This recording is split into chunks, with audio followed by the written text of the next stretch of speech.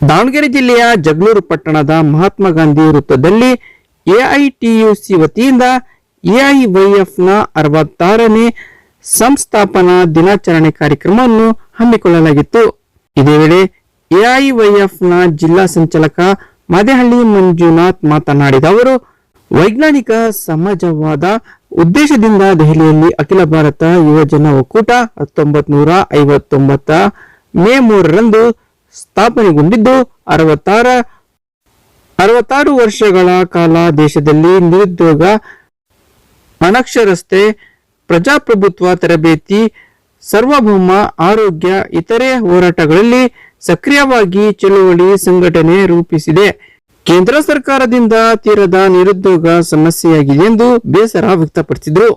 ಈ ಸಂದರ್ಭದಲ್ಲಿ ಎಐಟಿಯುಸಿಯ ಗೌರವಾಧ್ಯಕ್ಷ ಮೊಹಮ್ಮದ್ ಬಾಷಾ, ಎಐಟಿಯುಸಿ ಸಂಯೋಜಿತ ಕಟ್ಟಡ ಕಾರ್ಮಿಕರ ಸಂಘಟನೆ ತಾಲೂಕು ಪ್ರಧಾನ ಕಾರ್ಯದರ್ಶಿ ಗೊಲ್ಲರಹಟ್ಟಿ ತಿಪ್ಪೇಸ್ವಾಮಿ, ತಾಲೂಕು ಅಧ್ಯಕ್ಷ ವೀರಣ್ಣ, ಎಐವೈಎಫ್ನ ತಾಲೂಕು ಸಹ ಕಾರ್ಯದರ್ಶಿ ಅಂಜಿನಪ್ಪ, ಉಪಾಧ್ಯಕ್ಷ ಹರೀಶ್, ಸುಮಾ, ತಿಪ್ಪಮ್ಮ, ಶಿಲ್ಪಾ ಸೇರಿದಂತೆ ಮತ್ತಿತರರಿದ್ದರು.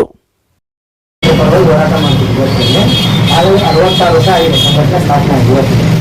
ಅದರ ಒಂದು ಸಂಸ್ಥಾಪನಾ ದಿನಾಚರಣೆಯನ್ನು ನಾವಿಲ್ಲಿ ಆಚರಣೆ ಮಾಡ್ತಕ್ಕಂಥದ್ದು ನಮ್ಮ ಆಫೀಸ್ ಎಐಟಿಯುಸಿ ಆಫೀಸ್ ಇದು. ಇಲ್ಲಿ ಕಟ್ಟಡ ಕಾರ್ಮಿಕರು, ಅಂಗನವಾಡಿ, ಬಿಸಿ ಊಟ, ವಿದ್ಯಾರ್ಥಿ ಯುವಜನ ಎಲ್ಲ ಸಾಮೂಹಿಕ ಸಂಘಟನೆಗಳು ಇವತ್ತು ಕೆಲಸ ಆಫೀಸಿದ್ದು. ಹಾಗಾಗಿ ನಮ್ಮ ಮೊಹಮ್ಮದ್ ಬಾಷಾ ಅವರು ಕಾರ್ಯದರ್ಶಿಗಳು ತುಂಬ ಇಂಪಾರ್ಟೆಂಟ್ ಆಗಿದೆ. ಹಾಗಾಗಿ 66ನೇ ಸಂಸ್ಥಾಪನಾ ದಿನಾಚರಣೆ ಅಂಗವಾಗಿ ಇವತ್ತು ಆಫೀಸ್ನಲ್ಲಿ ನಾವು ಸಂಸ್ಥಾಪನಾ ದಿನಾಚರಣೆಯನ್ನು ಆಚರಣೆ ಮಾಡ್ತೀವಿ. ಇದಕ್ಕೆ ತಾವೆಲ್ಲ ಆಗಮಿಸಿದ್ದೀವಿ.